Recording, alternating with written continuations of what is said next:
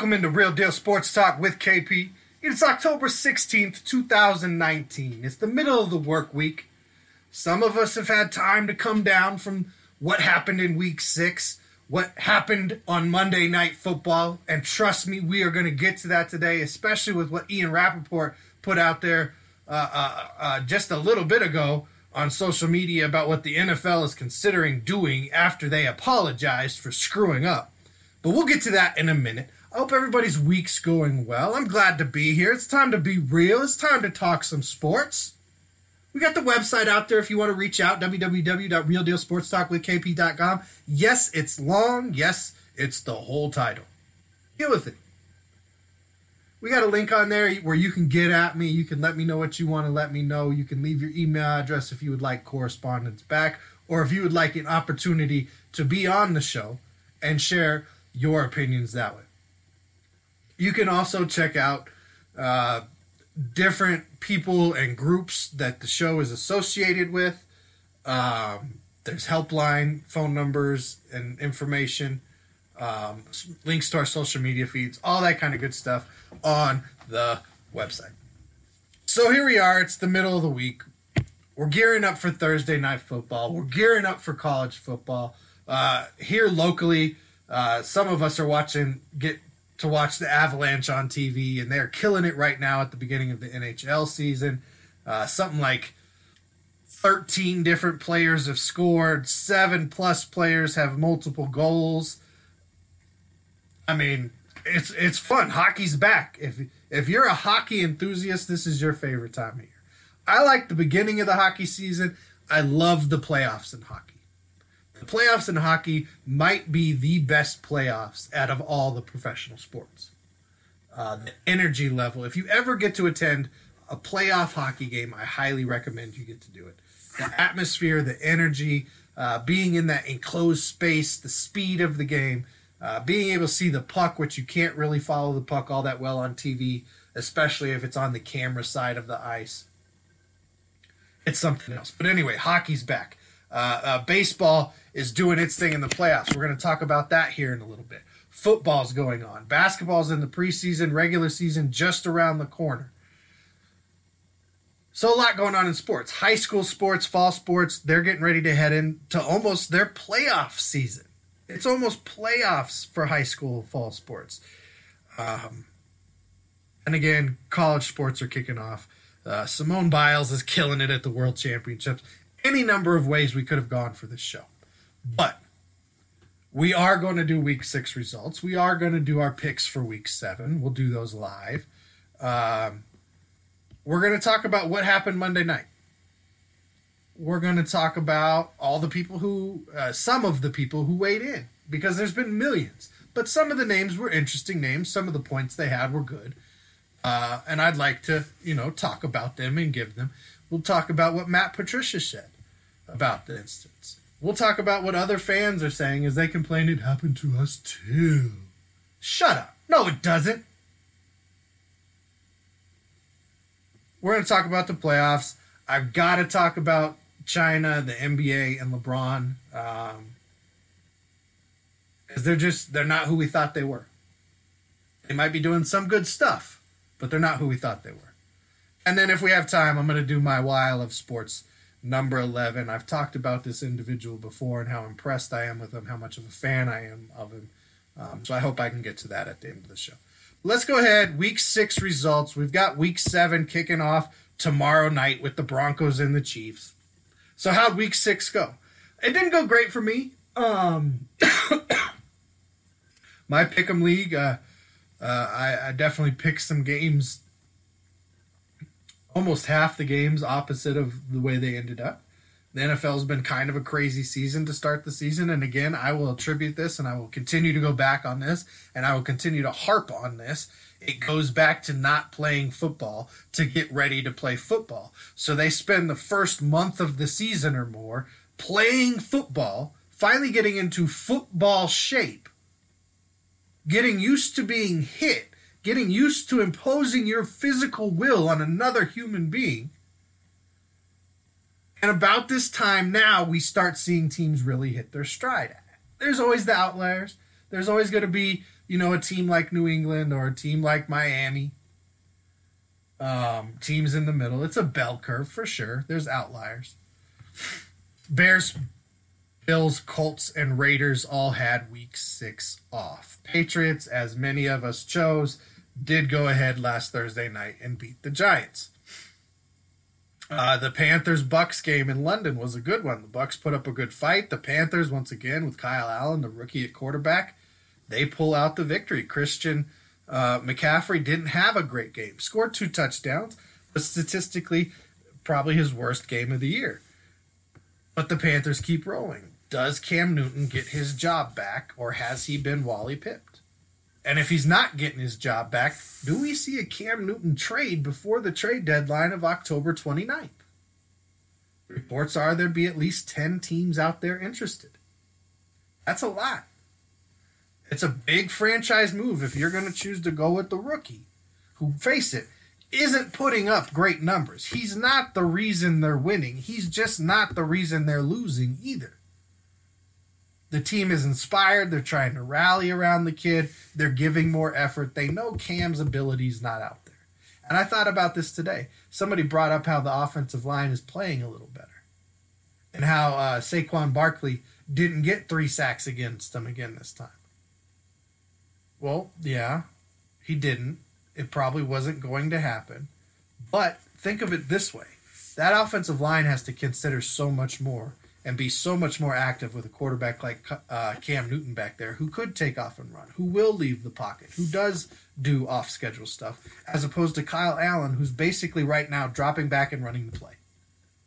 It takes a lot of effort off of their plate. They pull out the victory last week against the Bucs. Washington wins the Tank It Bowl, as it was called.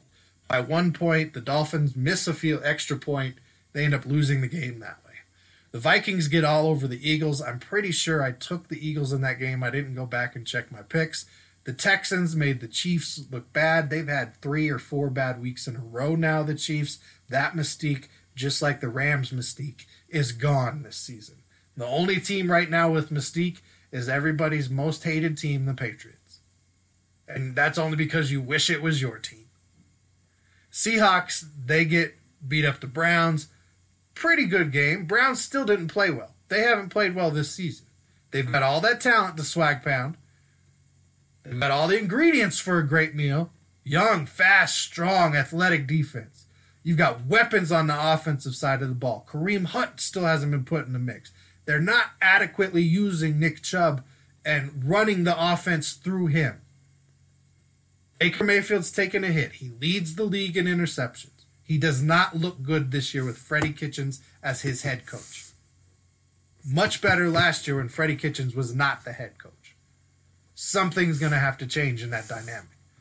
The Ravens get past the lowly Bengals by 1 score. A little surprising there. I thought the Ravens would win that one a little more handily.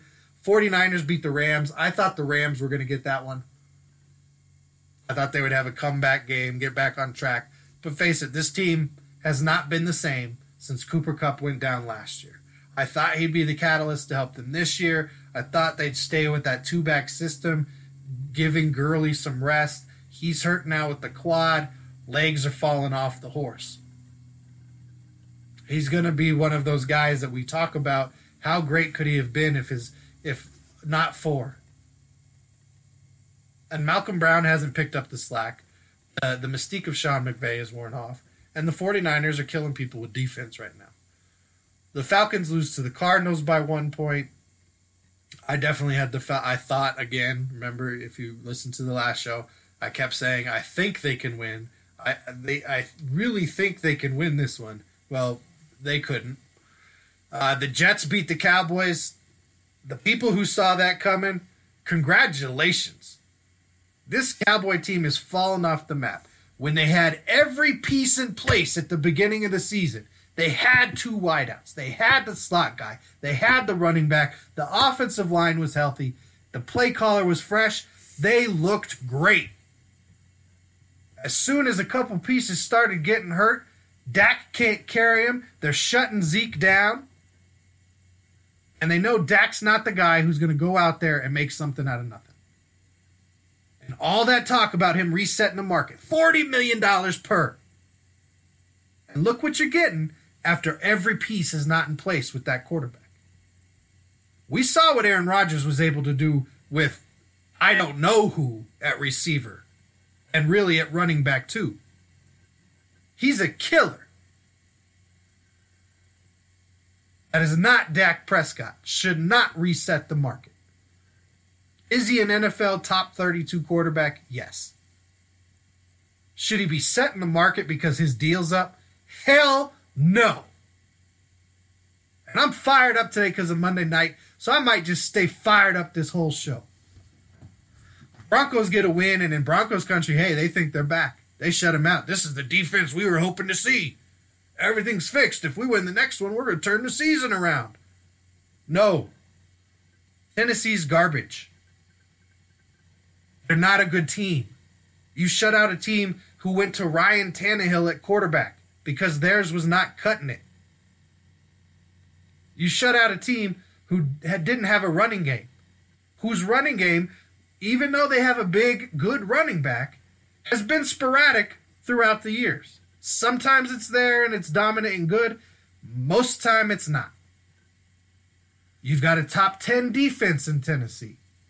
Well, how many touchdowns did the Broncos score? Sure, you put up 16 points, but you're just kicking field goals. That's not going to cut it against top teams. So slow your roll on the excitement. This is still not the defense everybody thought that was going to take shape under Fangio with the talent they had. Von Miller still hasn't had that Von Miller game this season. Their secondary is not what we thought it would be. Kareem Jackson, yes, he's made some good tackles, but he's not good in coverage right now. But they get the W, finally. They're off of the O for bench. Steelers surprised the Chargers. This is a team that's in decline. I don't know what's wrong with this team. They don't have an identity right now. Maybe missing Melvin Gordon for those first 4 weeks really did set this team back. Because now as they're trying to get him back in, it's changing everything they were doing prior. And then we saw what happened on Monday night as the Packers get the 1-point win with the field goal at the buzzer to come back and beat the Lions, who had a 9-point lead in the fourth quarter. That leads us into the second topic for today's show. Are the games rigged? Does the NFL have something against the Lions? Are the Lions cursed? I tried to sit back as a Lions fan, as you guys know, and take in everybody's viewpoints on this. Listen to what everybody had to say. Read what other fans were saying. That just pissed me off. Okay? So let's go over what happened. We'll go over what's being said. And we'll go over, historically, just over since 2000, what has transpired for the Lions versus the one-offs that have happened here and there for other teams. Which, other fans, if you're going to complain that you've been screwed on calls too, kiss my butt. No, you haven't. Saints fans, no, you haven't. That one time, one call, sure, it was big game, I get it. That's one-off. We can barely count on two hands how many times in the last 19 seasons something like this has happened to the Detroit Lions, and no other team in the NFL can say that. Just like no other team in the NFL is as snake-bitten with injuries as the Chargers have been since the year 2000. So I don't want to hear, oh, our team too, you have to move on, get over it, you don't have anything to whine about. Yes, we do. And I'm the first one to tell you, it doesn't come down to one play ever. It doesn't come down to one call. It doesn't matter. This is not a one-play game that decides everything. There's 70 to 80, sometimes 90 offensive snaps in a game. You have plenty of opportunity. In this case, one team earned a victory, and it was taken from them with bad calls. Now let's go over the mistakes the Lions had in that game. They're kicking field goals inside the 10-yard line, not converting touchdowns. You start off with a bang. You look like you're going to blow this team out. The defense is playing well. You're getting 3 and outs. You're putting up 60, 50-yard passing plays in the first quarter. Stafford's lighting it up. But you're kicking field goals against Aaron Rodgers. You can't win kicking field goals. They're up 13-0 at one point. One touchdown happens. The Packers are instantly back in the game, and the Lions have already scored 3 times.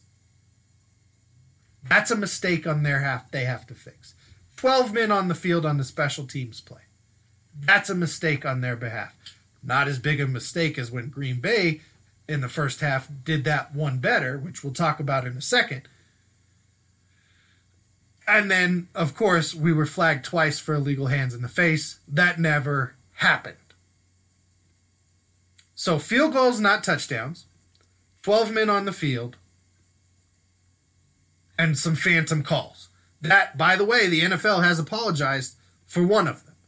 The reason they only apologized for one of them is because my understanding of the way this process works, teams can submit up to a certain number of plays that they want reviewed, that they would like checked so that the referees can be instructed not to do this in the future. Now, I don't know how many the Lions sent in for this. I haven't seen a report or a story that talked about how many they turned in from this game. We know they turned in at least the second one because that's the one the NFL has come back and said, we got it wrong. Now, with that being said, with the NFL player exec even after the game saying that they got it wrong, with the official announcement, Ian Rappaport reports today that the NFL is considering fining Trey Flowers, the Lion who was flagged twice for nothing, over $21,000, and there may be a suspension. What? Are you kidding me? You are going to fine him over $20,000 and maybe suspend him? On the same day that comes out, you're saying you got it wrong? The referees made the wrong call? You've lost your marbles. You can't have both reports coming out of the league office like that. This is back to Roger Goodell and the NFL looking like a clown. This is back to the fans being able to question whether or not things are rigged, whether or not they want to tune in because they trust the product that's being put out there is ethical, is equitable, is fair. In my opinion, every snap of the ball should be able to be reviewed. You don't increase the number of reviews or challenges the team has. So it doesn't make the game longer. You keep hearing that, oh, if we make everything challengeable, if we take the objectivity out of the game, it's going to ruin it. It's going to make it longer. No, because you don't give them 10 challenges. You don't let them challenge everything. You keep that part the same. You still strip timeouts if they lose. You get 2.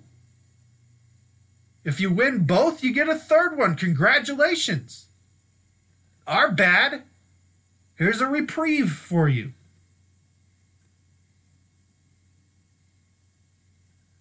But you can't come out and say, we got it wrong, but we might suspend you and fine you also. For something he didn't do, Bakhtiari 100% sold it. We have since found out that he actually talked to the ref about this, calling attention to it. And as he goes into his set, offensive tackle, pass blocking, you are taught to get your hands out as far in front of you as you can, arch your back so you get your head out of the play. So he's arching his back while being physically dominated, which pushes his back further, making his head look like it was receiving contact, when very clearly, if anything Trey Flowers was doing, was holding because he had a grasp of the damn shoulder pads. So let's go over what Green Bay did. In the first half, they had 13 guys on the field. The Lions did not convert the third down and had to punt. Not challengeable by the Lions. The refs somehow didn't catch 13 guys on the field, but did notice our 12 in formation on a field goal attempt that gave Green Bay a first down. And by the way, Green Bay has the highest gain on penalties in the NFL this year, meaning they've gained the most positive yards on penalties going their way of any team in the NFL. Check it out, NFLpenalties.com. So 13 men on the field not called. Twice on one play, there's video proof of them illegal hands to the face. Offensive line. Bakhtiari, the left tackle, and the right guard. Both have their opponent's face masks grabbed simultaneously at the same time on one play. No flag. Ref clearly in view of it, not seeing it. Let's go to the pass interference call on Marvin Jones. The guy clearly puts his arm all the way around his chest, gets there not as the ball is getting there, not right before the ball is getting there, but well before the ball is getting there, hits Marvin Jones completely across the chest and knocks him away from being able to catch the ball. Not called. However, Tracy Walker, trying to make an interception, not initiating contact, gets called for a personal foul for contact to the head. The defensive player has every right to that space and the ball as the offensive player. If they get there at the same time and somebody gets hurt, that's really unfortunate. I felt bad for the Packers receiver. It did not look good. I don't like when that happens. But that's part of a physical game, and if you're going to say it's an objective call, then be objective. Don't look at it and go, I better throw the flag because that guy's down. The fact of the matter is Tracy Walker got a foul for making a good play, and it went the Packers' way again. How about the touchdown call that got the Packers back in the game at the end? Clearly down inside the 1 yard line. Knees down on the ground, video proof, photo still, there he is, down before he goes into the end zone, ball not across the line. That goes the way. Then at the end of the game, there's video of the ref doing the Lambeau leap and jumping into the crowd. All of this stuff combined is why people start to wonder and question. Bobby Lane said in 57 when the Lions traded him away, the Lions would not win a championship for another 50 years. Has the NFL had it out for him since then?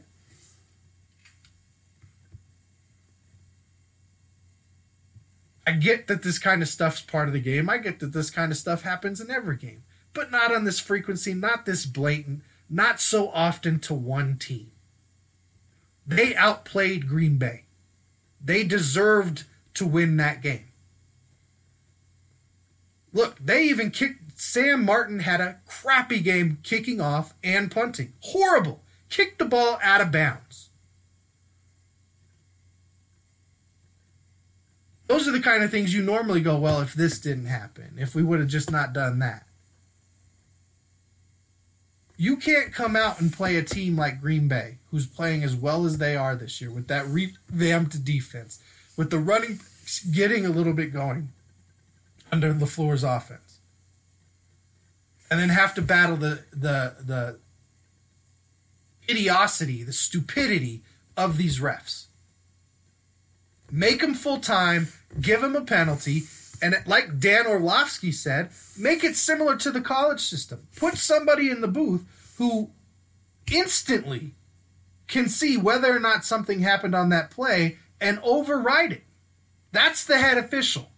Put the umpire on the field. Change the names of the guys on the field. The head official's up in the booth. He can make an instant decision. Was that a foul? Was that a touchdown? Was that a this? Don't give him 2 minutes. You don't need 2 minutes. It takes 30 seconds to see all the TV feeds and for fans and everybody else to see that happened or that didn't happen.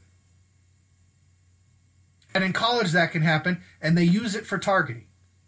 Just make that the system. The flag's thrown. Let's see it. Real time. Okay, yep, that happened. Go ahead. Call it. Guy on the field turns his mic on.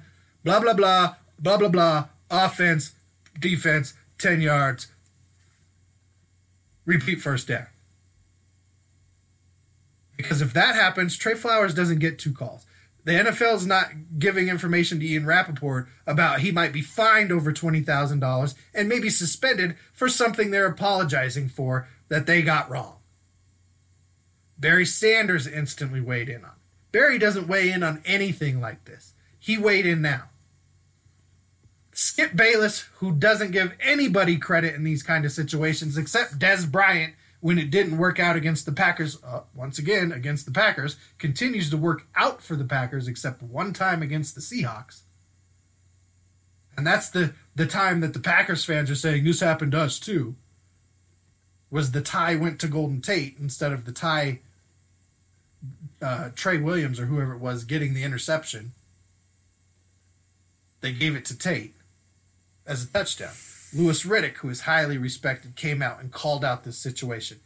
Millions of people, whether they're Lions fans or not, were infuriated with this. The only people who weren't were Packers fans, really. Or people wanting to excuse it away. Like, get over it, doesn't matter, it's only one play. Because it didn't happen to their team, so it's easy to say that. As soon as it happens to their team, they'll be just as upset. Jeff Schwartz, another guy who, like me, it doesn't come down to one play, talked about how they got screwed. Jack Del Rio talked about how the Lions got screwed on 4 different calls. Mike Freeman, a guy I respect and follow, talked about it. And Matt Patricia, to his respect, never let that be his message. He continued to say, we don't make excuses. We're not going to go after the refs. We're moving forward to Minnesota. I love coaching this group of guys. And he is not going to let his team go there, which I respect. I understand that. You can't let this team where they're at right now lose the season because they got screwed. This is a team that's on the rise. They're figuring it out. They can play with anybody.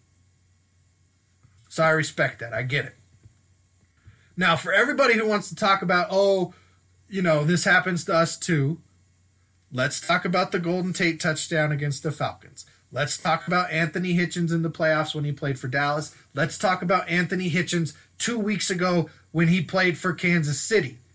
Pass interference calls not being called. The Golden Tate touchdown against Atlanta not being given to him.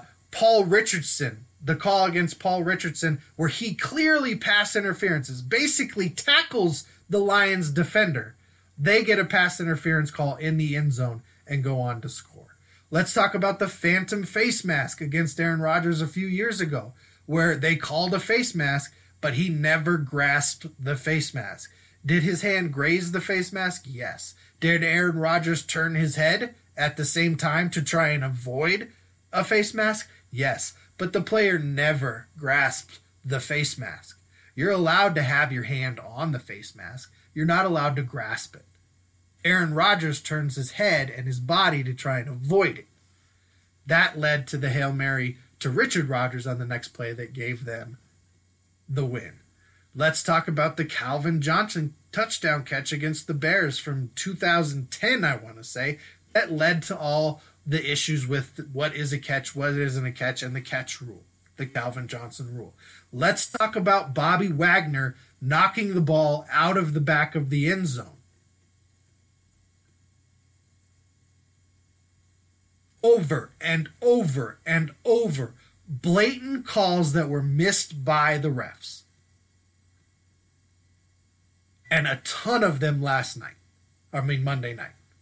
So I don't want to hear it from other teams complaining. I don't want to hear that it doesn't come down to one play. They got screwed. The officiating needs to be fixed. The system needs to be fixed.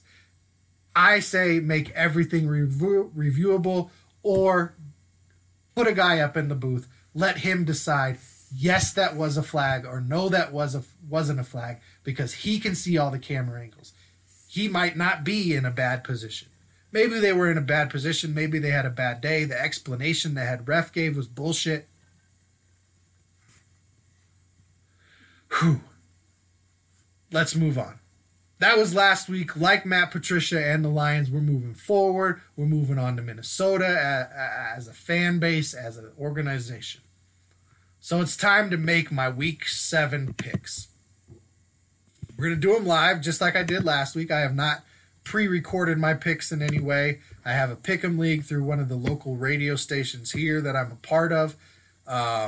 So we'll start with tomorrow night's game, Kansas City and Denver. Kansas City's beat up. Kansas City has been taking it to the teeth. They have a bunch of starters out tomorrow night. So could they be caught? Yes. But I think the team that gets caught tomorrow is going to be Denver. I will take Kansas City to win on the road. I think Buffalo gets past the winless Miami Dolphins. I will take Jacksonville to beat Cincinnati. I think Detroit goes 3-2 this week and beats Minnesota. They have a good run defense. Minnesota's offense right now is predicated around Dalvin Cook. Yes, Kirk Cousins looked good last week. Kirk Cousins looked good various weeks in Washington. He looked good various weeks last year in Minnesota. He's not going to look that way every week. I take Detroit to win that one. I think Green Bay beats Oakland. I will take the Rams to beat Atlanta because I don't have any faith in Atlanta right now. I think Houston gets over on Indianapolis to stay in first place in the South. I will take the Giants to beat Arizona. I think Barkley might play this week. And face it, Arizona's still figuring out how to win and how to play and what they're going to be with the new quarterback, with the new coach and all that stuff. So I think the Giants to win that one. Washington will lose to San Francisco this week. The Chargers will beat Tennessee in a close game. New Orleans and Chicago. I'll take New Orleans. They're on a hot streak. They're the better team. They have a better quarterback, a better backup quarterback, better receivers. Chicago's got a great defense, but New Orleans' defense has picked it up since Drew Brees went down. I think I will take Baltimore to upset Seattle this week. New England over the Jets. I don't think they have a chance on Monday night against the Patriots. They might make it interesting. And on Sunday night, we've got Dallas and Philadelphia. I'm taking Philadelphia in this one. I will take them 20-17. Those are my picks. I'm going to click submit. My picks are in. Trade season's coming. Big one this week. Marcus Peters traded from LA to Baltimore, making room for Jalen Ramsey to come in. Talib's on IR, so they went the Jalen Ramsey route. They have some of the highest paid players in the league on both sides of the ball. It'll be interesting to see if they can get a deal done with Ramsey, and if they do, what that means for Talib. Is his time done in LA now? We know Peters is gone.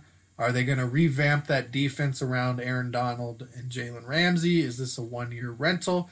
They gave away 2 first-round draft picks and a 4th to get him, so to me that means they're planning on re-signing him. But with Gurley and Goff and Donald and now Ramsey, they're going to have a lot of their money tied up with very few players, not leaving room for depth, and it's going to make it real hard for that team. So you could see some movement from the Rams still to come, and maybe in the offseason. Major League Baseball is approaching its offseason. And the playoffs have been amazing. The Nationals, what they did to get to the World Series, winning the wild card round, beating the Dodgers, getting past the Cardinals, both teams who historically they're not in the same league as. Now, the Nationals, remember, they used to be the Expos. Last time this organization was this good or had this good of a chance anyway was 94 in that strike shortened year when they were loaded with talent and had the best record or close to the best record in baseball at that point.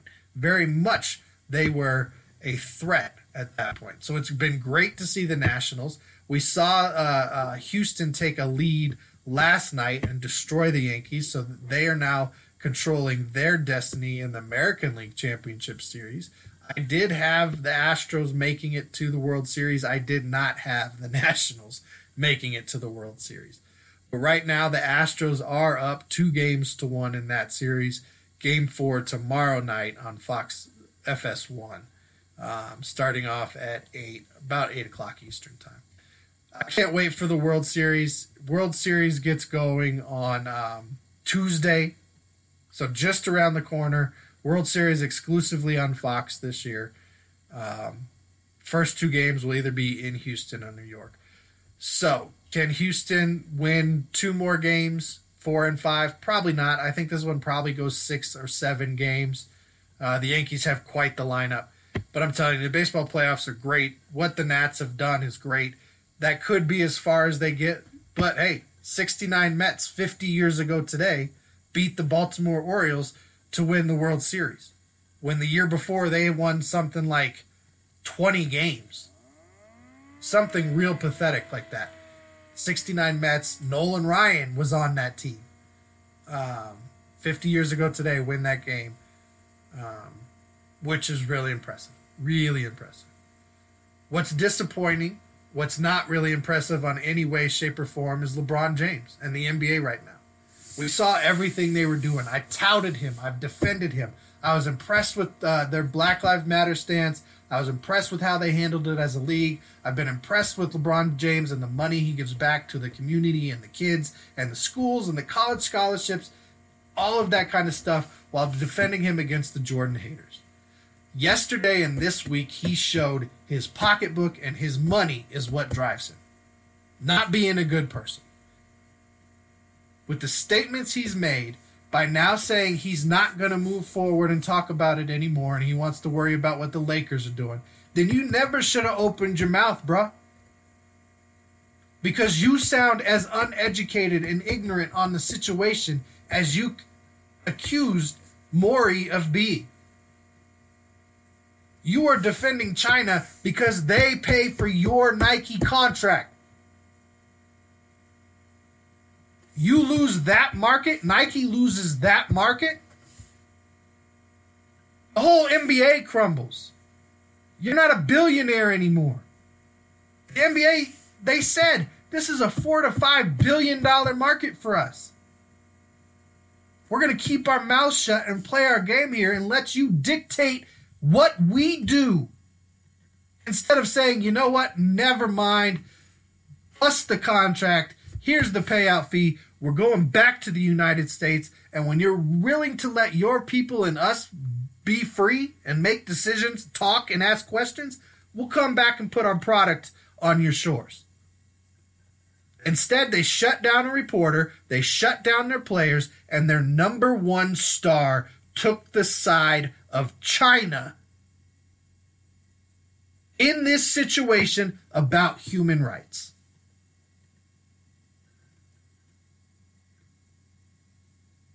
Not as culturally responsive as I thought they were, as many of us thought they were. Very disappointing. It's a perfect example of why we cannot let ourselves as fans, as the paying public, confuse respecting an athlete's game and equating that respect to thinking they're a good person. Because it doesn't always add up. And I have to say, I'm very disappointed in both King James and the NBA. And Adam Silver.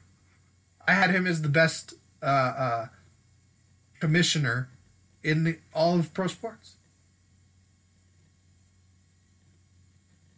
No onions on those guys. All right, how much time do we got left? Can I get it in? I've got enough time. I want to praise this guy. I just went down on some people. Now I want to praise somebody.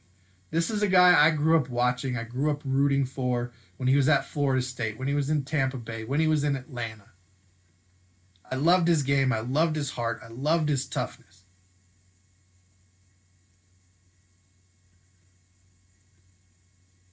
I loved him even more after he started doing what he did with his foundation, what he started doing with the help of Habitat for Humanity.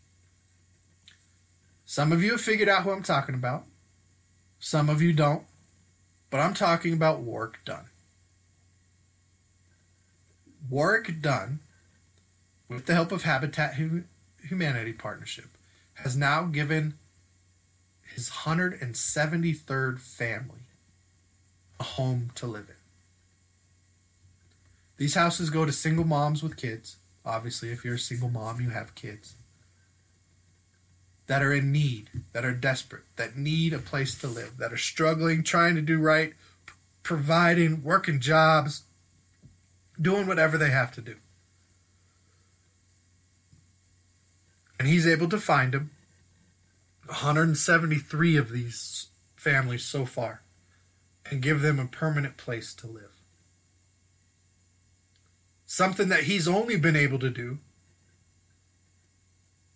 to this level because of the partnerships, the networking, and things that came from being an athlete. Because they're more than athletes. And sometimes they're good people. Not all the time, but sometimes it does pan out that way. And in this case, work done. If we could all be like you, the world would be a much better place, sir. Some of you might not know this, but one of those families that was given another chance, a safe place to bed their kids at night, to raise them up and teach them right and give them another chance at life, was Deshaun Watson, the quarterback for the Houston Texans. Work done gave his mom, his family, a house to live in when he was a kid. I think 12 years old, 10, 12, somewhere in there. And we've seen what Deshaun Watson has been doing, paying it back since he got to the NFL, paying it forward. His organization is now doing similar things, giving homes to families. That's why I love sports number 11. That's as real as I can be today, y'all. I love y'all. Thanks for tuning in. Until next time, you know how we do. Just be real.